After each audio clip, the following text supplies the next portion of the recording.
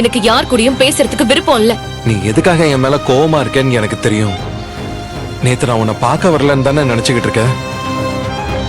நான் உன்னை பார்க்கறதுக்காக மகளிர் போலீஸ் ஸ்டேஷனுக்கு வந்தேன். நைட் டைம்ங்கிறதால அவங்க என்ன அலோ பண்ணல. நான் அவங்க கிட்ட எவ்வளவோ கெஞ்சி பார்த்தேன் சத்யா.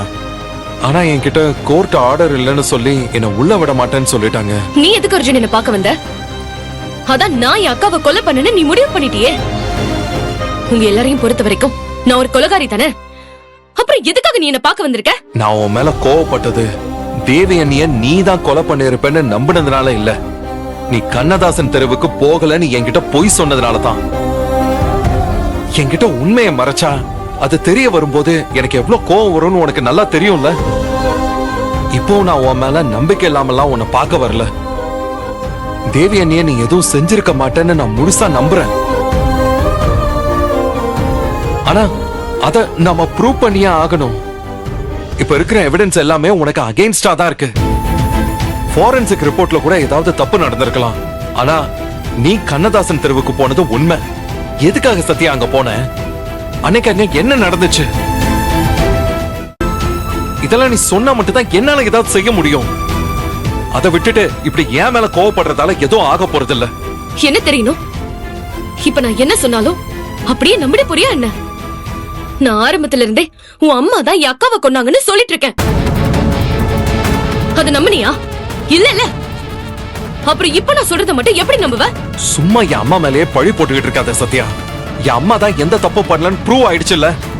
அப்புறம் எதுக்கு இன்னும் அவங்கள பத்தி நீ பேசிக்கிட்டு இருக்க? சத்யா, நான் எப்படி உன் மேல நம்பிக்கை வச்சிருக்கணும் அதே மாதிரி தான் என் அம்மா மேலேயும் நான் நம்பிக்கை வச்சிருக்கேன். அவங்க கண்டிப்பா எந்த தப்பு செஞ்சிருக்க மாட்டாங்க. இப்ப இங்க வர்றதுக்கு முன்னாடி கூட எங்க அம்மா எங்க போறாங்கன்னு ஃபாலோ பண்ணி போய் பார்த்துட்டு தான் இங்க வரேன். அவங்க எங்க போனாங்க தெரியுமா?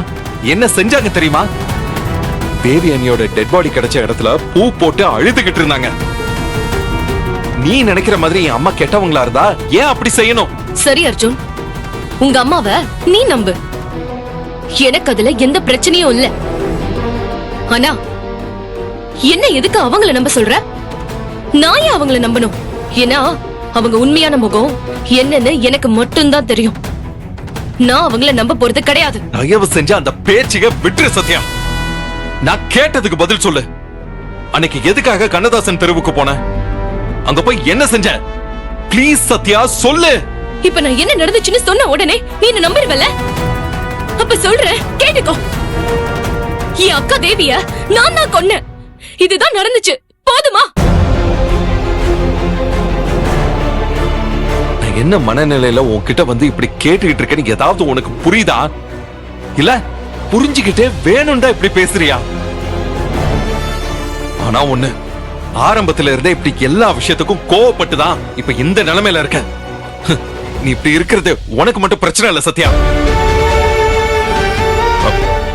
அது நீ நல்லா இருக்கணும்னு நினைக்கிற எல்லாருக்கும் தான் பிரச்சனை. இத பாரு சத்யா, நான் திரும்பவும் கேக்குறேன்.